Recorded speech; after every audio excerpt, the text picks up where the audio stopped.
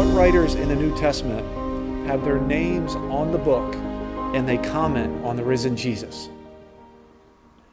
Well, to begin, that's kind of another way of asking who's the main guy here. And the main guy is the Apostle Paul. So we've got 13 books that bear his name. You've got 7 that the critics allow.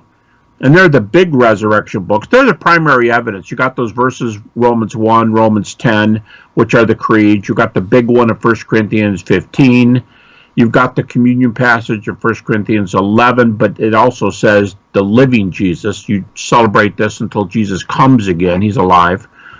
Resurrection's all through Paul's things. In Philippians chapter 2, he's every knee will bow, every tongue will confess, and he's the living Lord of the universe.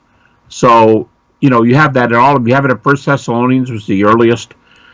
So, let me come back to Paul. But for right now, 1 Peter, if you're saying what New Testament books have a name on it and they report the resurrection?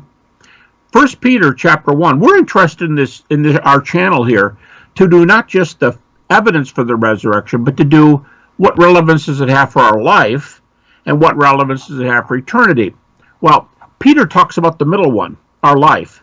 And he starts out and he says, hey, you folks, you Jewish readers are undergoing persecution right now. Well, they're Jewish, but they're also from all over the eastern end of the Mediterranean. He names a whole bunch of areas. And he says, you're being persecuted, but rejoice. And I go, okay, wait a minute. What's missing here? Rejoice because you're being persecuted? But Peter goes on, you're being persecuted, but rejoice because Jesus has been raised from the dead, and uses 4 terms to say that your eternal life is secured with the God of the universe, and it can never be moved, faded. It can't fade away. It can't pass out of existence. It can't go down with the stock market. Can't be disproven by viruses. You've got it. It's locked up. So Peter says, rejoice, because the resurrection of Jesus says even during persecution there's that truth. I was thinking about the book of Revelation, which carries the name John. It is in the book, chapter 1, Revelation 1. And it's an apocalyptic book, so it's like a fantasy movie, it's like a script where a lot of scenes are being run. And in Revelation 5, God is on the throne. Now, you can't see God, but someone's on the throne, and there's a lot of glory coming out of the throne that is described as being precious stones are mentioned for the colors, and the glory coming out is described as being white, red, and green with an emerald around the throne, like a rainbow. And a lamb comes up to the throne and takes a scroll to open it. And only the lamb can open the scroll. And the lamb is described as a lamb that was killed and has been raised.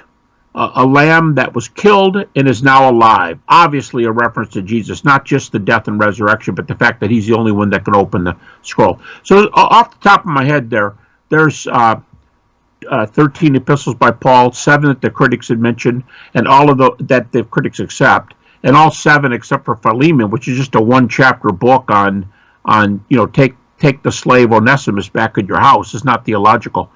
They all mention resurrection. But here's the main thing I would want to spend a moment on. When critics say, well, all you've got is Paul. Well, first of all, it's not true. We mentioned 2 others. But when they say all you've got is Paul, we have the number 1 witness to the resurrection. Michael Martin, a now deceased atheist philosopher, very prominent atheist philosopher, he says, the only eyewitness for whom we have a resurrection reported is the Apostle Paul. Now, I think there's others. I think there's other eyewitness testimony. Behind each of the Gospels, by the way, you can trace it to eyewitnesses. But he says Paul's the only direct one. So when the critic says, so what, is all you have is Paul? Point out that they're admitting the number one evidence. Paul's the one who was converted from being a persecutor. He sees them. He goes and checks this out with James and Peter. Virtually nobody denies that he hears of their experiences. So when he's talking to them, because it says he's talking about the gospel and, deity, death, resurrection. And so they're exchanging stories, no doubt.